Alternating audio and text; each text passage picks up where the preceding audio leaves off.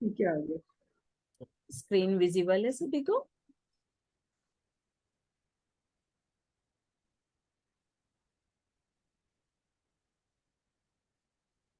Just एक बार slide move कर रहे हैं जिससे आपको एक बार रिकॉल हो जाए कि हमने क्या क्या पढ़ चुके थे।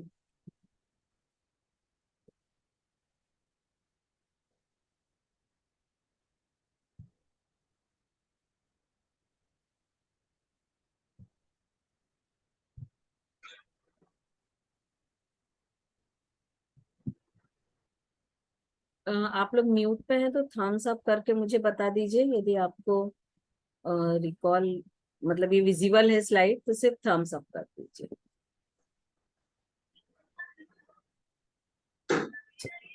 स्टार्ट करते हैं हम।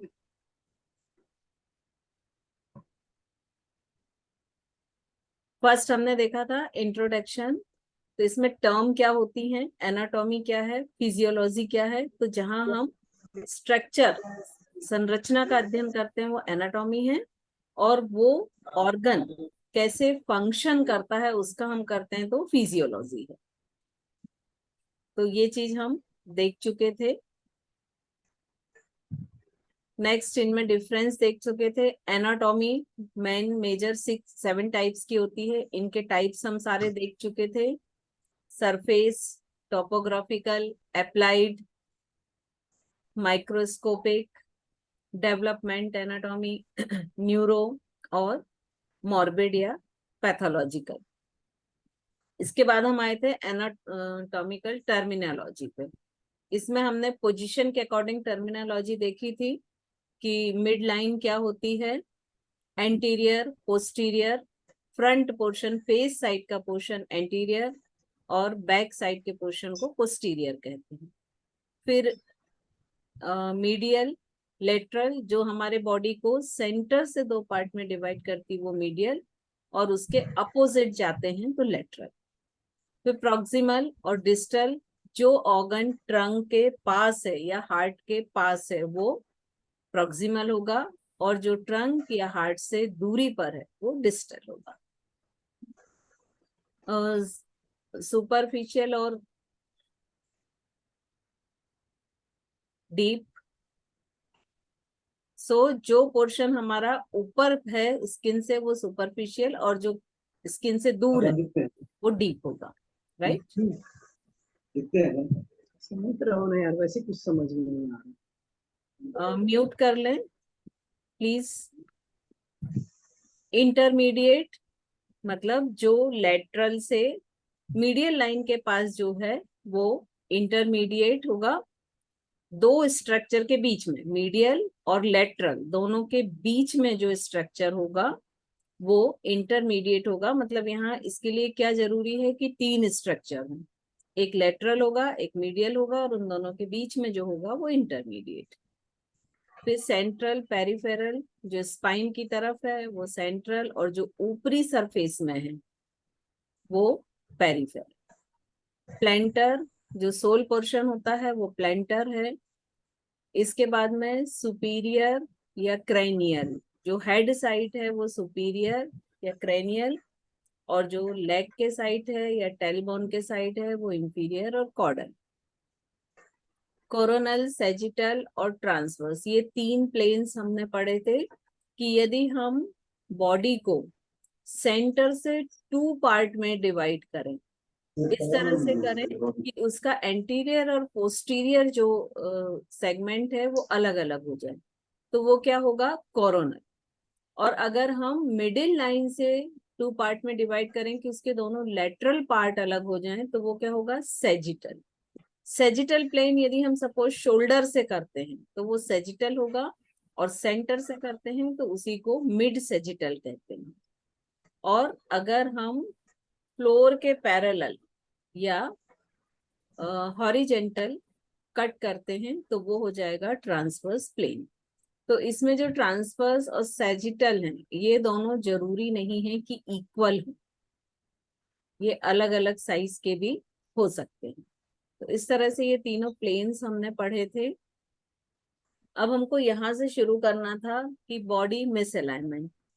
तो आप लोगों ने देखा होगा कि मोस्टली जब लगभग 30 के आसपास कोई भी होता है तो मोस्टली उसकी बॉडी मिसअलाइंड होती है। बॉडी मिसअलाइन होना मतलब क्या होता है कि जिस एंगल पर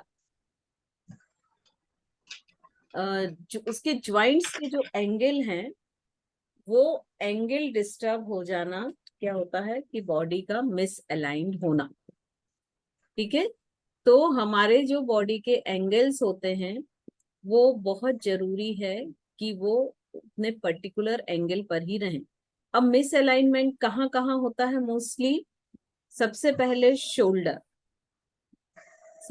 से भी पहले हम नेक पे आएंगे। नेक, आप देखिए कई बार जो बहुत एजेड पर्सन्स होते हैं तो आप देखिए उनकी गर्दन थोड़ी सामने की तरफ आ जाती है। मतलब आपका जो ये कान कान का मिड है वो आपके शोल्डर के बीचों बीच रहना चाहिए।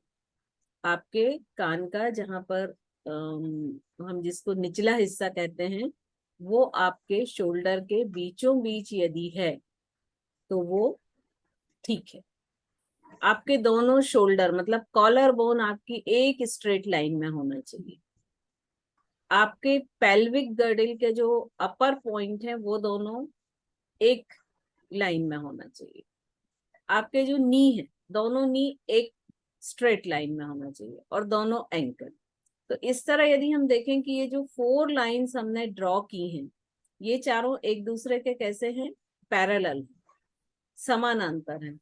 तो मतलब ऑल 4 लाइंस आपकी एक दूसरे के समानांतर या पैरेलल होना चाहिए। यदि आपकी बॉडी मिसअलाइंड हो जाती है तो ये सेकेंड पिक्चर में देखिए आप मिसअलाइंड बॉडी का दिया हुआ है। इसमें देखिए कि ये जो 4 लाइन ड्रॉ हो रही है शोल्डर, पेल्विक, नी और एंकल, ये देखिए पैरेलल नहीं है। और मोस्टली यही प्रॉब्लम होती है एक एज के बाद बॉडी में। दोनों शोल्डर आपके एक लाइन में नहीं रहते हैं, थोड़ा सा ऊपर नीचे हो जाता है, चिन आगे की ओर आ जाती है, पेल्विक आपकी जो बेल्ट लाइन होती है वो ऊपर नीचे हो जाती है, नी थोड़े से ऊपर नीचे होते हैं और यही वजह होती है नी के खराब होने की। और एंकल भी आपके मूव हो जाते हैं। तो ये जो प्रॉब्लम्स हैं ये क्या सिंबल है कि आपकी बॉडी मिसअलाइंड हो गई है। अब ये बॉडी मिसअलाइन होने से होगा क्या? सपोज आपका शोल्डर मिसअलाइंड है, सर्वाइकल फ्रोजन शोल्डर की प्रॉब्लम। यदि आपका पेल्विक मिसअलाइंड है तो आपको thigh joint, hip joint, knee joint, ankle, क्योंकि ये तीनों एक दूसरे से जुड़े हुए हैं। तो अगर कोई भी एक चीज मिसअलाइंड होती है तो आपको इन तीनों जॉइंट्स में से कोई भी प्रॉब्लम आ सकती है। नी रिप्लेसमेंट जो या नी की प्रॉब्लम होती है वो मेनली मिसअलाइन के कारण होता है।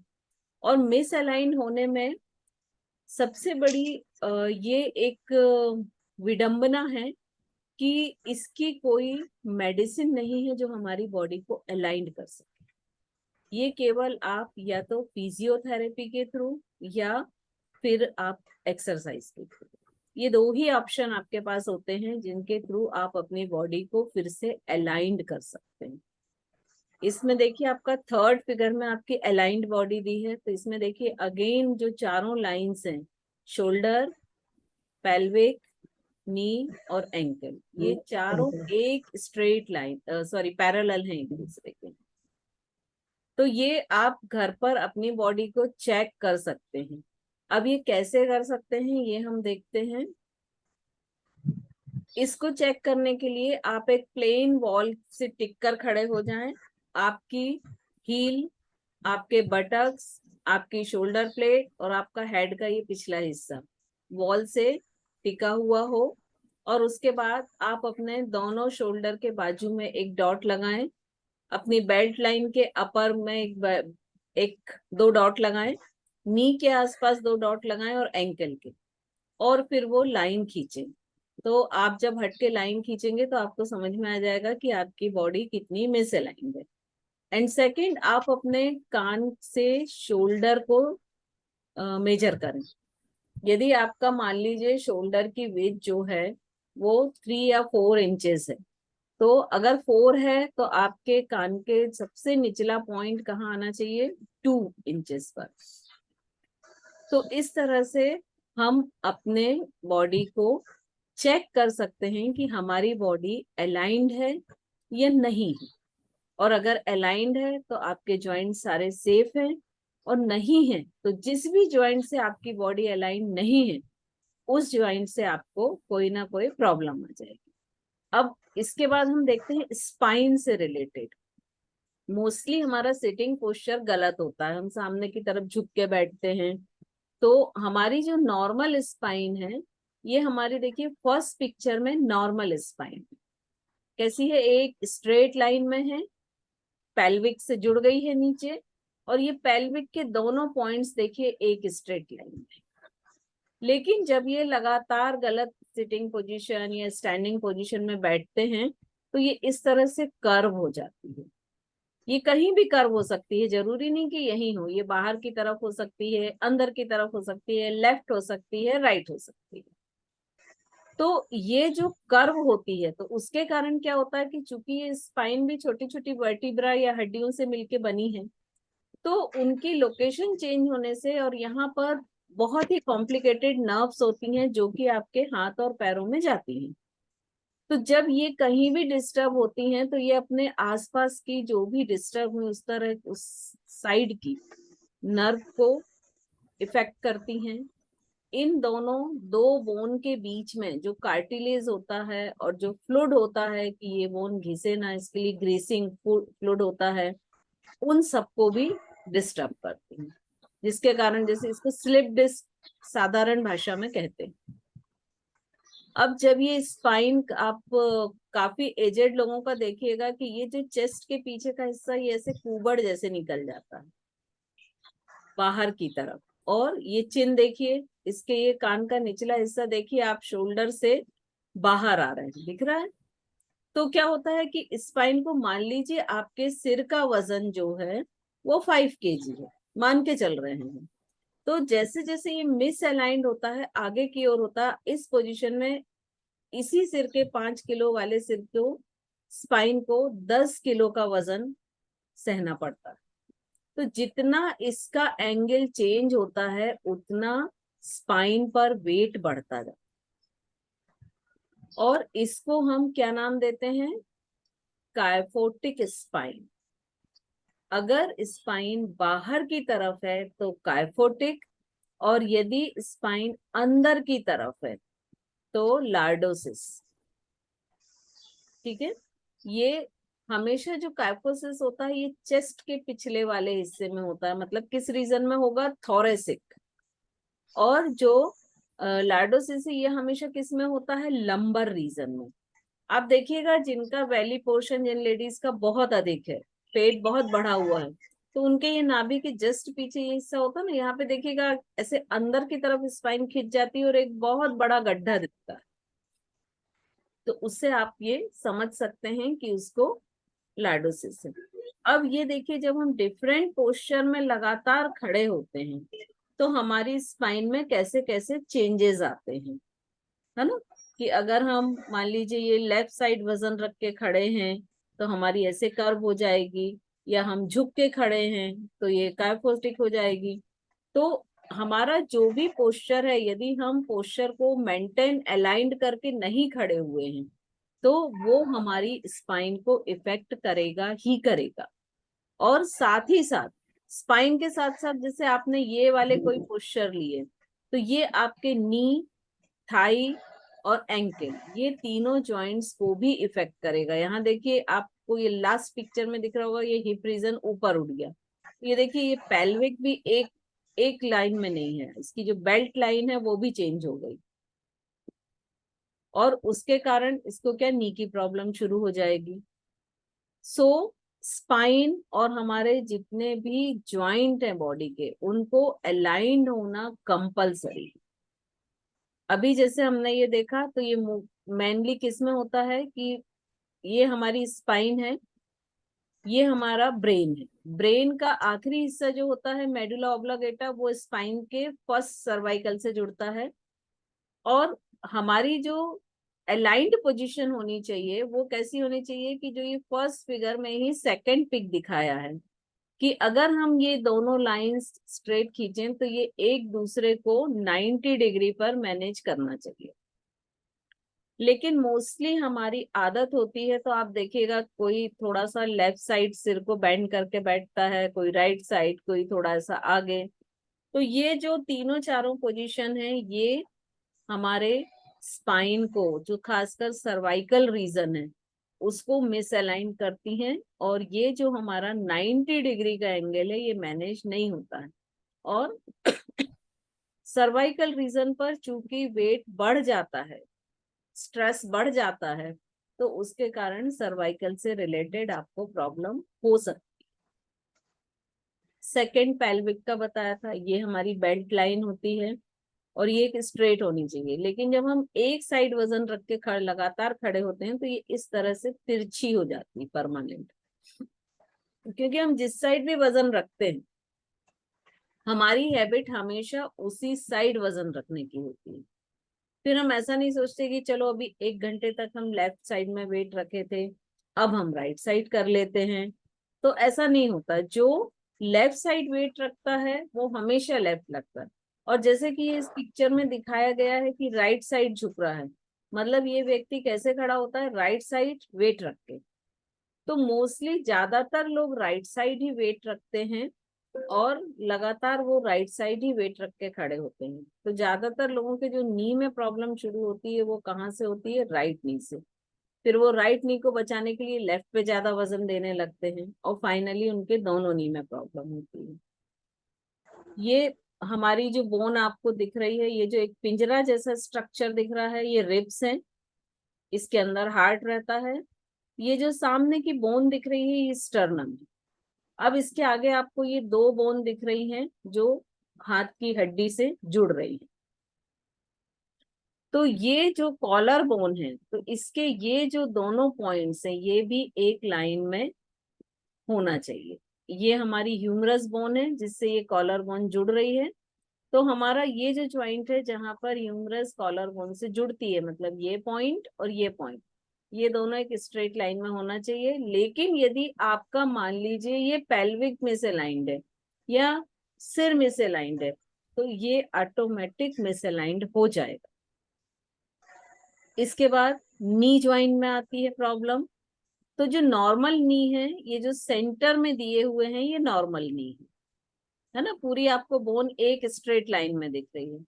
नीज में 2 तरह की प्रॉब्लम होती है, और ये क्यों होती है, क्योंकि एंकल का जो ज्वाइंट है उसका एंगल चेंज हो जाता है। उसमें क्या होता है कि या तो ये नी दोनों तरफ से अंदर की ओर चले जाते हैं, ये दिख रहा है ऐसा, अंदर की ओर जाके हल्का सा वी शेप बन रहा है। स्ट्रेट जो दोनों बोन होनी चाहिए वो नहीं है और एंकल 10 डिग्री बाहर की ओर मिसअलाइंड हो जाता है। या फिर दूसरा होता है कि ये दोनों नी के जो हैं ये बाहर की ओर चले जाते हैं और इनके बीच में गैप आना शुरू हो जाता है। ये दोनों ही नी मिसअलाइनमेंट है और जिनके कारण नी की प्रॉब्लम शुरू होती है। नेक्स्ट है हमारा एंकल। एंकल में आप देखिए जो ये पिक्चर में एक स्ट्रेट लाइन दिख रही है, ये आपका अलाइंड एंकल, पीछे से भी स्ट्रेट, आगे से भी स्ट्रेट। लेकिन जब ये 10 डिग्री, लगभग 10 डिग्री से मिसअलाइंड ये 20-25 साल के बाद ही हो जाता है। तो देखिए ये जो लाइन है जो हमने बैक में ड्रॉ की है और फ्रंट में ड्रॉ की है, ये दोनों लाइंस जो हैं ये पूरी तिरछी हो गई, ये दिख रही है। सो ये जो एंकल डिस्टर्ब होता है ये आपके नी थाई जॉइंट दोनों को इफेक्टेड करता है। कैविटीज हमने पढ़ ली थी सारी।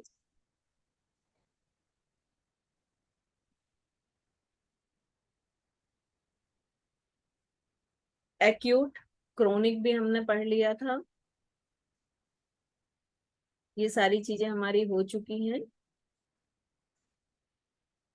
अब हमको पढ़ना है कि ह्यूमन बॉडी बनती कैसे। तो अब हम इमेजिन करेंगे कि हम अपने घर को इमेजिन करेंगे कि अगर हम अपने घर की सबसे स्मॉलेस्ट यूनिट लें तो वो क्या हो जाएंगी, ईंटें, ब्रिक्स। है ना, जो छोटी छोटी ईंट्स मिलके बनती हैं वो हो जाएंगी, और फिर वो ईंटें आपस में मिला के एक दीवार बनाती हैं, फिर कुछ दीवारें आपस में मिला के एक रूम बनाती हैं, और कुछ रूम आपस में मिलके घर को बनाते हैं। बिल्कुल इसी तरह हमारी ह्यूमन बॉडी है। इसका सबसे छोटा पार्ट क्या होता है? सेल। आपको थर्ड पिक्चर में दिख रहा है ये सेल। इस सेल के अंदर भी बहुत सारे स्ट्रक्चर होते हैं, जैसे डीएनए, राइबोसोम, माइटोकॉन्ड्रिया, न्यूक्लियस, तो वो हम बाद में देखेंगे। ये सेल्स जब सेम टाइप की और सेम फंक्शन वाली सेल्स आपस में एक बंडल बनाती हैं, तो उसको हम क्या कहते हैं? टिश्यू। अगर अकेली है तो सेल, तो स्मॉलेस्ट यूनिट क्या हो गई? कोशिका या सेल। और जब बहुत सारी कोशिकाएं या बहुत सारी सेल्स आपस में मिलती हैं जिनके फंक्शन सेम होते हैं और सेम स्ट्रक्चर होते हैं, तो वो क्या बनाती है? टिश्यू। मतलब टिश्यू को हम क्या कह सकते हैं कि same function and same type का बंडल ऑफ सेल्स।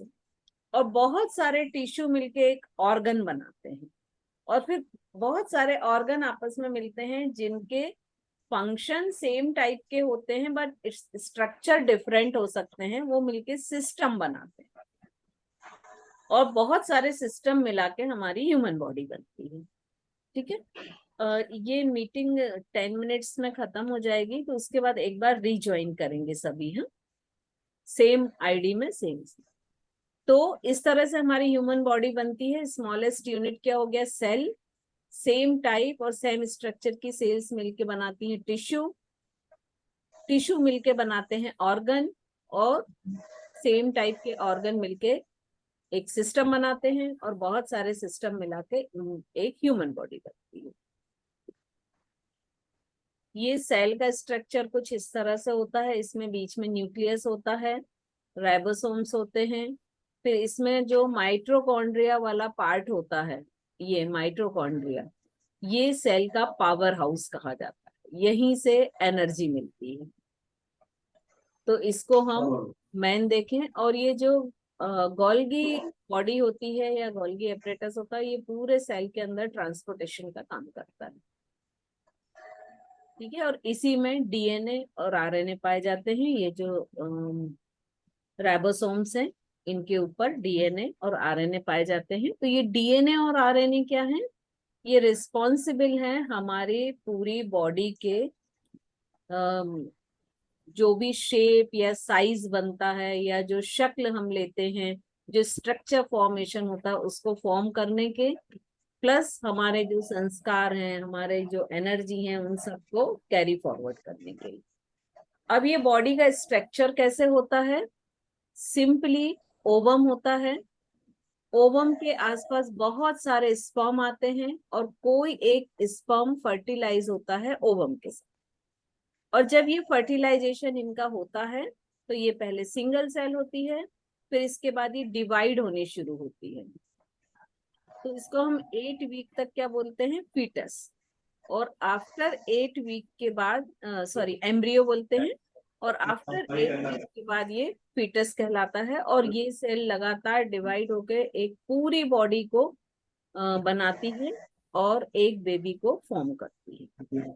तो हम सब जो हैं वो एक सिंगल सेल से ओरिजिनेटेड हैं, एक सिंगल सेल से बने हुए। तो इस तरह हम देखें, टिश्यू, बहुत सारे टिश्यू, टिश्यू से ऑर्गन, ऑर्गन से सिस्टम, सिस्टम से एक कंप्लीट ह्यूमन बॉडी बन जाती है।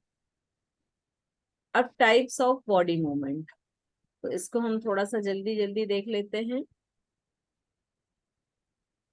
फ्लेक्सॉन मतलब कोई भी ज्वाइंट को बाहर की तरफ खोलना फ्लेक्सॉन होता है, चाहे वो एल्बो हो, चाहे नी हो, चाहे नेक हो, कोई भी ज्वाइंट हो, और अंदर की तरफ ले जाना, सॉरी, बाहर की तरफ खोलना एक्सटेंशन, और अंदर की तरफ ले जाना फ्लेक्शन।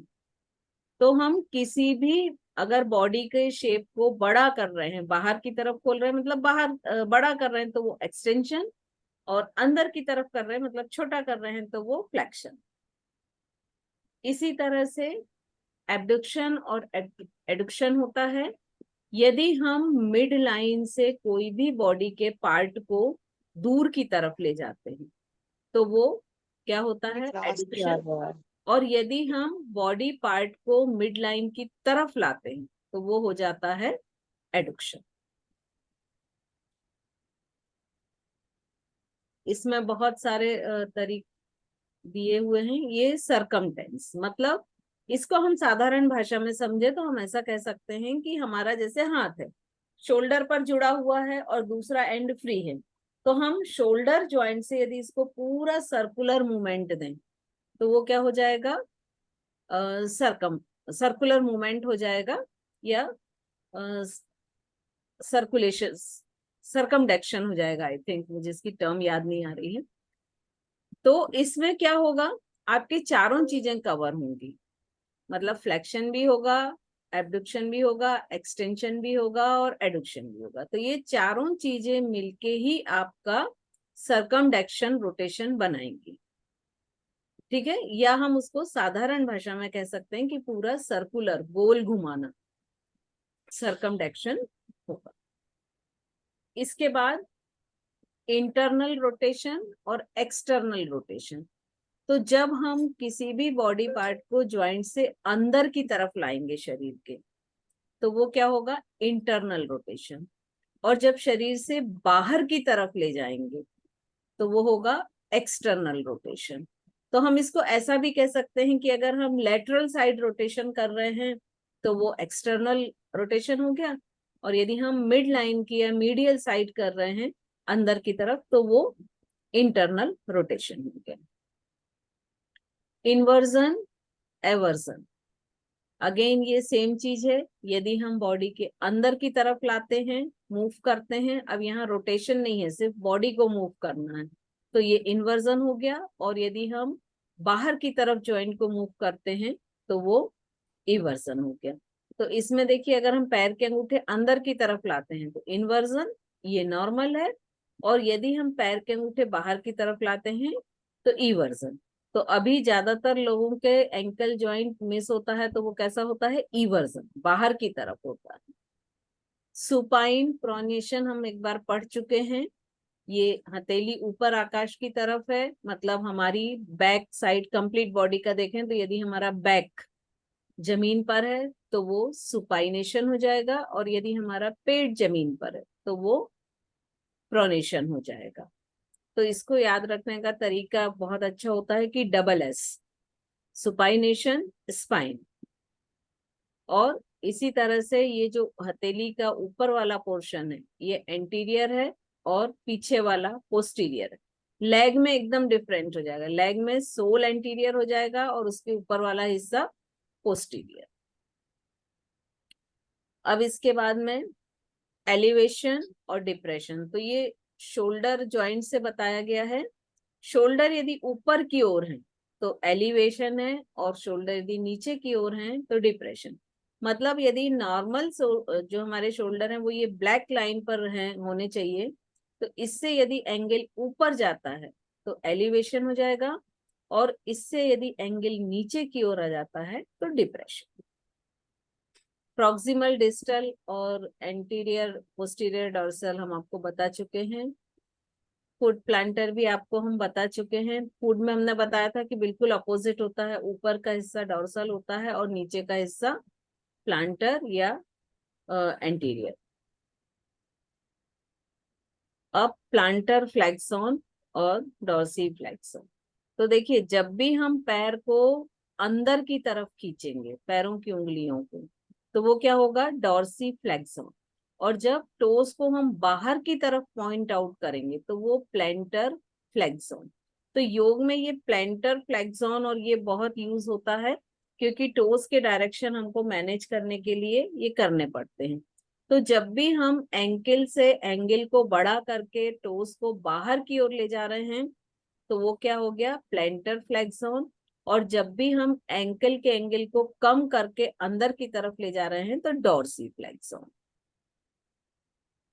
तो इस तरह से ये हमारे सारे जॉइंट्स के जो मूवमेंट्स हैं वो आज कंप्लीट हो गए हैं, और हमारी एनाटॉमी की टर्म, प्लेन्स, मूवमेंट्स, ये तीनों कंप्लीट हो गए हैं। अब हम नेक्स्ट इससे सिस्टम शुरू करेंगे। ठीक है। तो चूंकि अभी सिस्टम और डिजीज, क्योंकि आपको सेकेंड ईयर में डिजीज है, फर्स्ट ईयर में सिस्टम है, तो आप लोग चाहें तो दोनों भी ज्वाइन कर सकते हैं, और आप लोग नहीं चाहें तो नहीं भी कर सकते हैं।